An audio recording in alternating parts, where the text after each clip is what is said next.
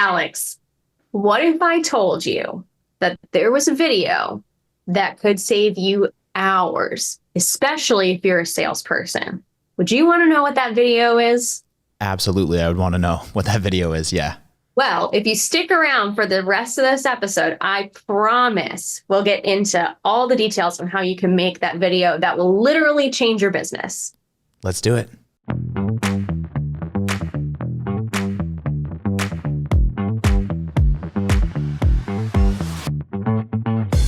Welcome back to the show. This is Endless Customers. My name's Alex Winter, and today we are joined by Lindsey Auten, who's a marketing and sales trainer here at Impact. She's also a video expert. Lindsey, welcome back to the show.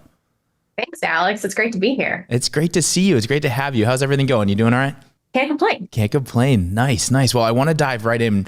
Today we're talking specifically about video and a certain style of video that has been really effective for a lot of businesses that we train and coach, but also really effective for us as well. And it's called an 80% video. You know what that is? Have you ever heard an 80% video?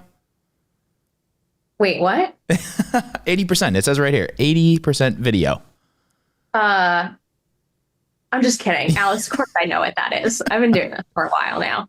But yes, I do know what an 80% video is. And if you had my reaction to the hearing what an 80% video is, wait, what? Go back and read the Ask You Answer, because it is one of the things that we talk about having the biggest difference in a company when they start implementing video. So yes, I do know what an 80% video is, and I'm very excited to talk about it today. I'm excited to talk about it too. And we're getting granular because this is one of the 7 videos that falls under the Selling 7, which again, if you have read the Ask You Answer, you would know about this. If you haven't, you should definitely check it out. But we're really focusing in on one particular video, the 80% video. So can we talk a little bit high level first, Lindsey, about what exactly that is so that people can get a sense of just the style and overall feel of a video like that? So when you think about, I'm going to take video out of it for a second, and I'm going to use a sales conversation. And I'm going to specifically focus on, let's say, the home renovation space. Let's say I'm a design consultant and I work for a remodeling company, and I go on several appointments. I hope I'm going on several appointments a week with people to talk about remodeling something for their home. Let's say kitchens. And I go to an appointment, and then I go to another appointment, and I keep hearing the same questions over and over again. And if I were to guess, I would say 80% of the questions are probably the same. There's that number, 80%.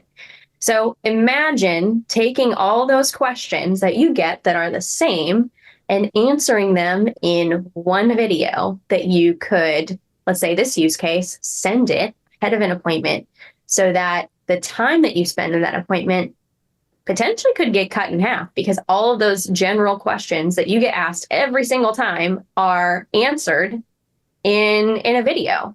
And this is a long form video. We're not talking about a short form video here. I've seen 80% videos last anywhere from 5 to 14 minutes. And you might be thinking that's a range, but we're talking about applying this to all industries, not just the example I gave. You could apply this to the tech space. You could apply this to weddings. You could apply this to roofing. Really, anything that you can think of where someone is asking or people are asking questions, and those questions generally most of the time are the same. You can apply the concept of an 80% video to that scenario to speed up the relationship building with that person. Yeah, I love that. And you said that it can shorten the meetings, and it certainly can. And I think too, what it can do, instead of shortening the meetings, sometimes it can also give you a chance to have way more meaningful conversations. So instead of having the same shtick that you have to talk about and answer these same Q&A back and forth questions that waste a lot of time, you can send this video ahead of time. You can get them educated, you can get them excited, and then you can have a really meaningful conversation instead of just doing the same thing over and over. Really cool. Yeah. And if you don't have to answer general questions, and you can be way more specific about what someone needs in that moment. Let's say I'm that kitchen remodeler and I've answered the most common questions about a kitchen remodel, and then I'm talking to someone in their home. I'm answering their specific questions about their project, and that makes it feel more genuine and more actionable. And it gives you more authority in that moment too, because you've already anticipated some of the needs that they have. You're already coming from a position of of educator when you walk into the home. And so they're going to be that much more excited to dive into a project with you, knowing that you've done your due diligence ahead of time to say, like, I'm anticipating these questions you have so that when I get to your house, we can focus on your kitchen and talk about what's going to make you really excited to have your kitchen remade.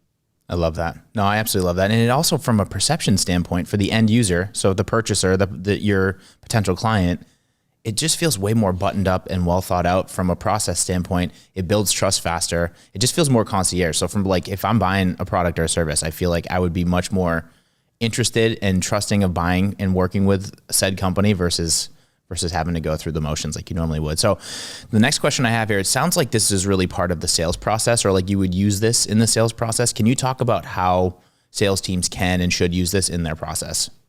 Yeah. So sales teams, well, first off, if you think about how many salespeople you have, each of them should have their own 80% video. They should have that opportunity to create a connection with their own leads. So if you have 8 salespeople, that's 80% videos. They should be able to send their own 80% video to their own people that they're going to be talking to and help them build those relationships. Gotcha. So you really want to try to personalize it, it sounds like, is what you're saying. Yes, you want to try to personalize it and think about it. If you're a salesperson and you're going to someone's home, or you're taking a call with someone about, understanding their business problems that they might need your software for, and you send them someone else's 80% video. Well, then you still have to do the legwork of building the relationship when you're in the Zoom room, or you get to the home. Like, you're still a stranger to that person. So if you can send your own and have your own face and own voice on camera, they've already created some kind of relationship with you. You're the guy from the video, or you're the girl from the video. Like, Right. Each person should have their own 80% video. And that's why I would encourage people, when you are introducing this concept to your sales team, one of the first videos you should make with them is an 80% video. Everyone should participate in filming their bio video and 80% video. So that way we can start using it. And you might be thinking, well, that's really early and this is such an important video. Yeah, you're probably going to make 3 or 4 versions of your 80% video over time, because people's performance on camera is going to get better. People's understanding of customers' needs are going to get better as they shift their mindset from seller to educator. Mm-hmm. And that's okay. That's why you have a videographer, so that you can make these projects better over time instead of having to outsource it. So I always say, in terms of priority of where this video gets made from a sales process perspective, if you're trying to improve conversions on your leads, like, let's say we're driving a lot of leads, but we're getting to appointments and they're not converting after their first appointment. Well, you need 80% videos. That's going to help create a more successful environment for your sales team. If they have those videos, they can send them ahead of time. They can put themselves in a better position to succeed on their first appointments if they are already walking into a scenario where they're seen as an expert. Yeah. And I would imagine any salesperson, I have very little sales experience, but the experience I do have, you always want a warm lead. You don't want a cold lead. So anything you can do to warm up that lead is just going to work to your advantage as you go through the process and go through the motions. So that makes total sense. You have a lot of experience training companies on how to do this and how to implement the Selling 7, this 80% video, specifically coaching sales team with assignment selling.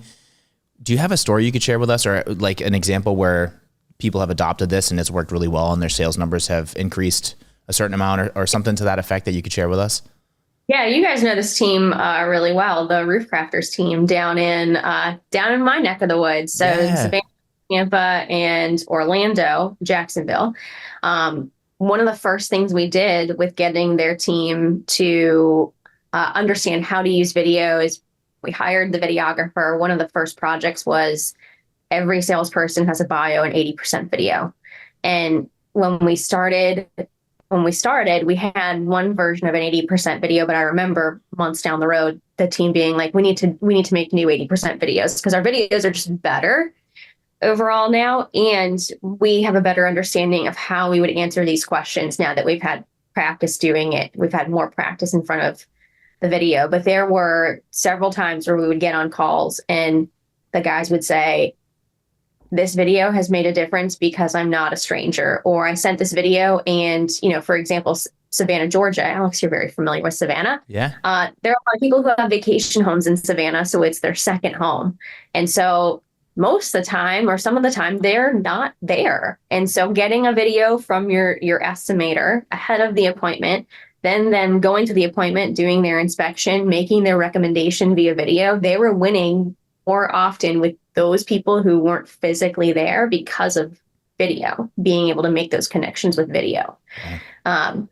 I would say too, from a commercial roofing perspective, when you're talking about creating content that is specifically for HOA presidents or people who need to get approval from more than just one person, having a video that walks through those common questions, those sticking points where maybe if you can't be at the HOA meeting to say it yourself, a video can say it better than someone playing telephone can. Those scenarios help speed up what could be relatively slow deals because they have to go through so many rounds of approval. And because they're hearing it directly from the horse's mouth, that can make a night and day difference on whether or not they choose to go with you in an HOA meeting over someone else who just has a piece of paper proposal in front of them. Totally. No, I think especially in that scenario, but just in general too, if I'm buying or if I have to make a decision like that, to have a video shows that they spent the time and the money to go that extra mile to really build trust, answer my questions, make sure that it's there. And that compared to a company who maybe isn't doing that, it makes it that much clearer of a decision, at least for me. Yeah. So it makes a lot of sense. And the guys over at Roof Crafters is definitely worth checking out. Dave and the team over there are incredible. And I think after implementing a lot of this video work, and you coach them and train them on this, I don't want to misquote here, but I remember Dave saying something to the effect of like they were doing a 20 to 30% close rate on their deals before starting with this video process. And after doing it, it went up to like 60%. So they went from like 25-ish% to like 60% close rates, which is enormous. That's enormous. Mm-hmm. So that's just the power of video right there and what it can do in your sales process.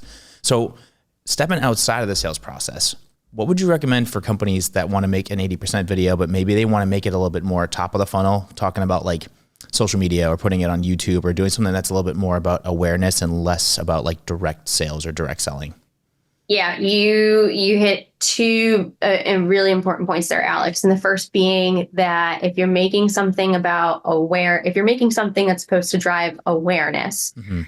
the key factor in whether or not it's going to stick or resonate with someone who is genuinely in an awareness phase is whether or not you're talking about yourself or just talking in general about the problem or solution that could solve the issue of what someone's searching for. So in our scenario, when we were talking about sales and answering those questions that are specific to an appointment, that content should be, there's going to be some general answers that you could take from that 80% video and maybe move it into an awareness video. But in general, the parts of when you're talking about how you do your whole process, how you do, warranty, certain things like that, that's not going to be included in an awareness video. Mm-hmm. When you think about someone who is in the awareness phase, they know they have a problem and they're evaluating solutions. They might not even know that your solution or your product or your service is what they want to go with. So taking the same idea of answering questions, but making it so that it's not you specific and more industry specific or more mindset specific of where someone is, that's going to make your biggest difference of an 80% video that gets thousands of views versus an 80% video that gets hundreds of views. Yeah, no, that makes a lot of sense. And it just plays into the fact that you're building awareness. So you're still ultimately building trust, but there's different purposes here where you're meeting somebody that's just starting their learning process and entering into that, like I'm dipping my toe in the water, I'm getting a feel for what's up versus somebody who's a little further down the funnel when you're in the sales process. Yeah, that makes a lot of sense. If I were to go to a specific example, and anyone who knows me knows that this is of course not like something I would think of. It's not a secret that I love cats. I bet you were thinking that I was going to say CrossFit, but I'm going to talk about cats. I wasn't sure which way you were going to go with that, but okay. So not CrossFit, we're talking about cats. Yeah. So if I'm someone who let's say I'm, you know, if we weave a little bit of CrossFit into this, someone who's conscious about my own nutrition, and I'm someone who is obsessed with my pets. Well, I'm going to want that same nutrition experience for them, or think about doing something like that for them. And so, if I want to get away from traditional pet food diet, I might start Googling alternative options to traditional pet food. And I'm going to find a bunch of things. I'm going to find grain-free options. I'm going to find raw diet options. And I'm going to start going down a rabbit hole of all of the options, and doing my research so that I can make a decision, or go to my vet and say, look at all this research I've done, point me in the right direction. Right. But if I'm immediately just like given information about one specific company, that's not what I'm looking for. I'm just trying to gather as much evidence as I can so I can make a decision one way or another. So if I find a really great article or video that walks me through all of those options of alternatives to traditional pet food, then I'm more likely to keep going down the rabbit hole of that person's content because they gave me good information to start with. Right. Maybe they're a raw food pet company, but maybe they aren't. Maybe it's someone else who is just doing a great job creating content. But regardless, people are going to go down that rabbit hole. You want them to go down the rabbit hole that you create for them. And the best way to do that is meeting them where they're at in terms of their mindset, of where they are on the buyer's journey, and creating content that speaks directly to that. I couldn't agree more. The buyer's journey is so important to think about that and not be me, but about them and about what their experience should be and how to design that. So is this fair to say, like, it sounds like the 80% video that we were talking about earlier is much more like, this is how we do our pricing and this is how we do the stuff because they're further down the funnel, versus when you're doing more of the top of the funnel, it's like, this is how our industry prices stuff out and this is how our industry does. So it's a little bit more high level to start the education before you get into the weeds.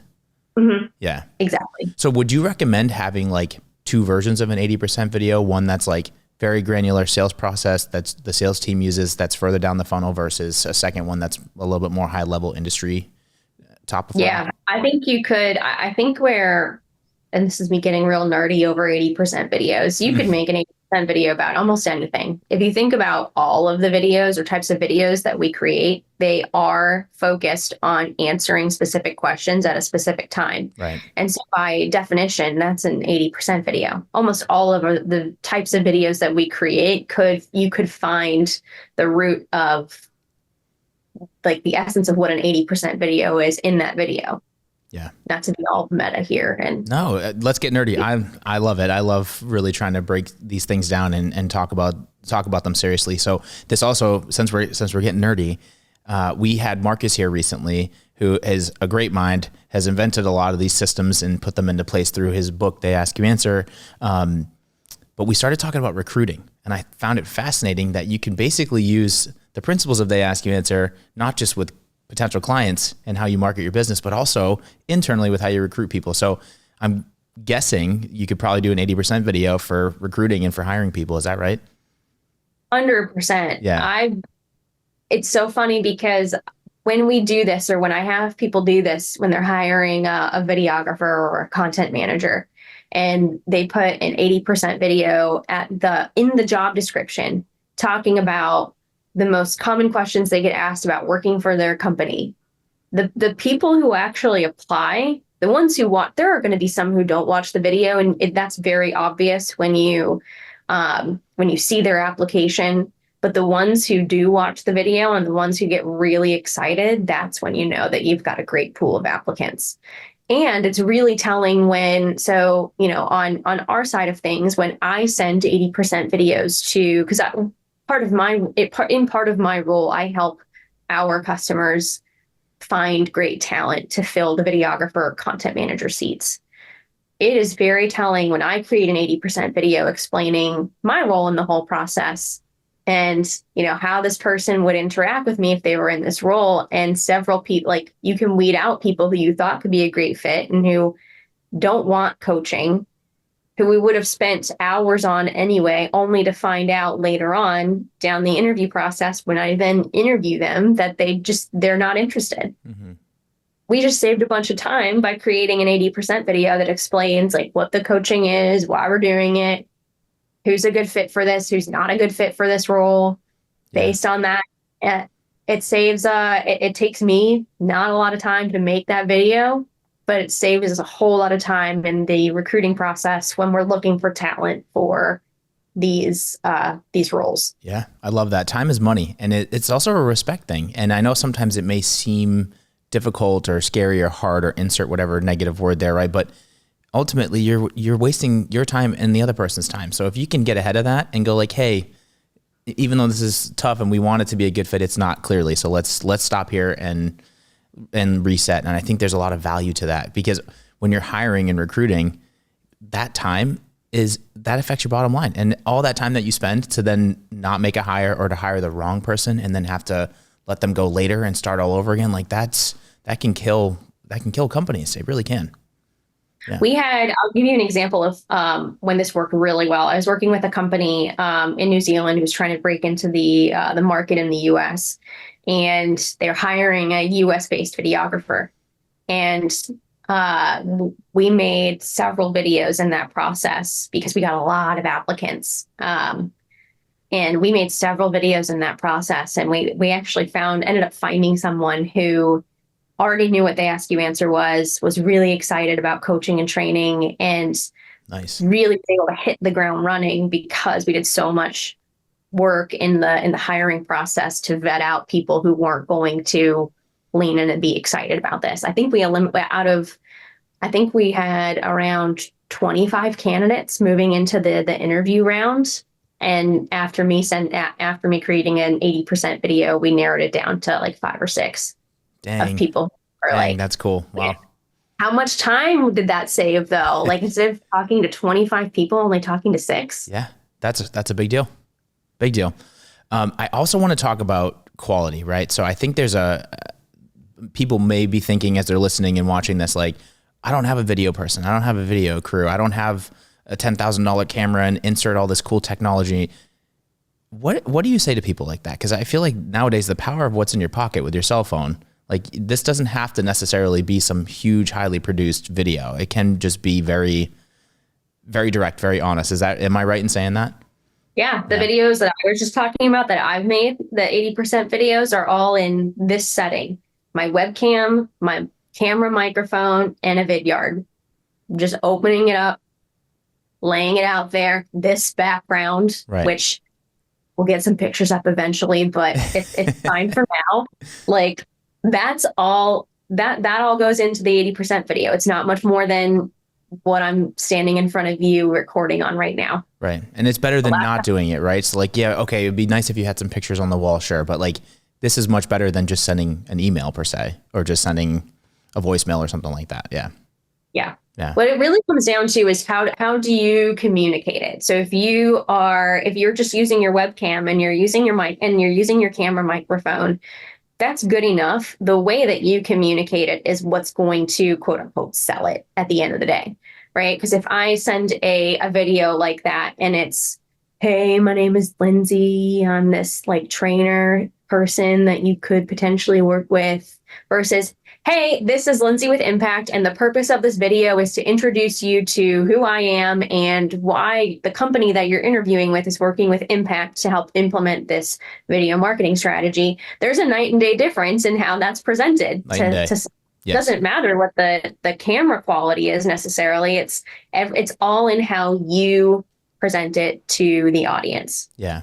And it isn't to say that camera quality and background isn't important, but overall, I totally agree. And I think that's part of what's happened with the shift with social media and technology nowadays. People care more about the quality of the content and how it's delivered versus how awesome it's shot and the color temperature and all. Like that's secondary to like, is it fun to watch? Is it engaging? Is it cool? Is it not? And that's really where we stand these days.